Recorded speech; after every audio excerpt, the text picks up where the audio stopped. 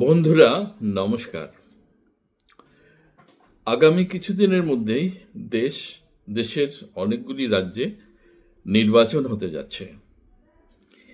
এই নির্বাচনে প্রধান নির্বাচনী দেশের যে প্রধান দল, শাসক দল বিজেপি, নরেন্দ্র মোদী যিনি বর্তমান প্রাইম মিনিস্টার, তার নেতৃত্বে তারা লড়বে। আমরা আজকের এই আলোচনায় আমরা নরেন্দ্র মোদী তার এই বিগত শাসনকালে উনি কি কি অ্যাচিভমেন্ট করেছেন এবং কি উনি করতে পারেননি, যা করা উচিত ছিল ওনার, সেসব নিয়ে আমরা আলোচনা করব। ভারতের প্রধানমন্ত্রী নরেন্দ্র মোদীর শাসনকাল নিয়ে আলোচনা করতে গিয়ে একটা জিনিস বলতে হয় যে ওনার উল্লেখযোগ্য সাফল্য এবং যেসব ক্ষেত্রে সমালোচনা বা চ্যালেঞ্জ রয়েছে তা আমরা প্রথমে তুলে ধরব। 2014 সাল থেকে তার নেতৃত্বে ভারতের রাজনীতি, অর্থনীতি আন্তর্জাতিকভাবে একটা বিরাট প্রভাব ফেলেছে। তার প্রধান সাফল্যের মধ্যে আছে অর্থনীতি ও পরিকাঠামো। নরেন্দ্র মোদীর নেতৃত্বে দেশে দ্রুত পরিকাঠামোগত উন্নতি হয়েছে।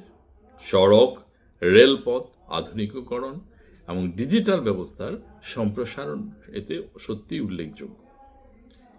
Make in India and digital ইন্ডিয়ার মতো উদ্যোগ শিল্পোন্নয়ন ও ডিজিটাল ইনজেকশনকে এগিয়ে নিয়ে গেছে। তার শাসনকালে ভারত বিশ্বের দ্রুত বর্ধনশীল অর্থনীতিগুলির মধ্যে একটি হয়ে উঠেছে। তার অন্যতম সাফল্য আছে সামাজিক কল্যাণ ও সংস্কারের মধ্যে। দেশে বেশ কিছু সামাজিক প্রকল্প উনি চালু করেছেন, যেমন প্রধানমন্ত্রী জন ধন যোজনা, স্বচ্ছ ভারত অভিযান, উজ্জ্বলা যোজনা।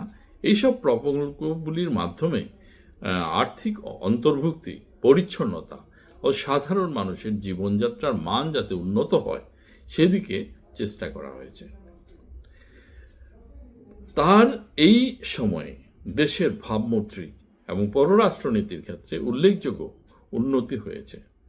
নরেন্দ্র মোদীর নেতৃত্বে ভারতের আন্তর্জাতিক মর্যাদা আগের তুলনায় অনেক বৃদ্ধি পেয়েছে। যুক্তরাষ্ট্র, জাপান, মধ্যপ্রাচ্যের দেশগুলির মধ্যে সম্পর্ক আরও দৃঢ় হয়েছে। তাছাড়া G20 মতো আন্তর্জাতিক মঞ্চে ভারতের গুরুত্বপূর্ণ ভূমিকা পালন করছে এবং 2023 সালে G20 শীর্ষ সম্মেলন আয়োজন করে বিশ্বমঞ্চে নিজের অবস্থান আরও শক্তিশালী করেছে। তবে এই সাফল্যের পাশাপাশি ওনার কিছু সমালোচনাও রয়েছে। সমালোচনার মধ্যে বেকারত্ব, মূল্যবৃদ্ধি, অর্থনৈতিক বৈষম্য নিয়ে প্রশ্ন উঠেছে। ডিনোমিনেশন এবং গুডস অ্যান্ড সার্ভিসেস ট্যাক্স চালুর সময় প্রাথমিকভাবে অনেক সমস্যা এবং অনেক বিতর্কের সৃষ্টি হয়েছে। এছাড়া সামাজিক সম্প্রীতি ও মত প্রকাশের স্বাধীনতা নিয়েও আলোচনা হয়েছে। সবশেষে এইটুকু বলা যায়, নরেন্দ্র মোদীর শাসনকালে একদিকে বড় পরিবর্তন ও উন্নয়নের দৃষ্টান্ত, অন্যদিকে কিছু চ্যালেঞ্জ ও বিতর্কও রয়েছে। সমর্থকরা তাদের দৃঢ় নেতৃত্ব উন্নয়নকে প্রশংসা করেন, তার সমালোচকরা অর্থনীতি ও সামাজিক দিক থেকে প্রশ্ন তোলেন। তার প্রভাব ভারতের ভবিষ্যৎকে এখনও গঠন করে চলেছে। তো বন্ধুরা, আমার এই বক্তব্য যদি আপনাদের ভালো লাগে তবে চ্যানেলটিকে আপনারা লাইক করবেন, সাবস্ক্রাইব করবেন এবং বন্ধুদের সাথে শেয়ার করে দেবেন, যাতে করে তারা ভবিষ্যতে আরও এই ধরনের নতুন নতুন আপনার আলোচনা আমরা আপনাদের মধ্যে আনতে পারি এবং আমাদের যে রিসার্চ সেই রিসার্চ আপনাদের কাছে পেশ করতে পারছি। সবাইকে আবার ধন্যবাদ জানিয়ে আজকে আমাদের আলোচনা শেষ করছি।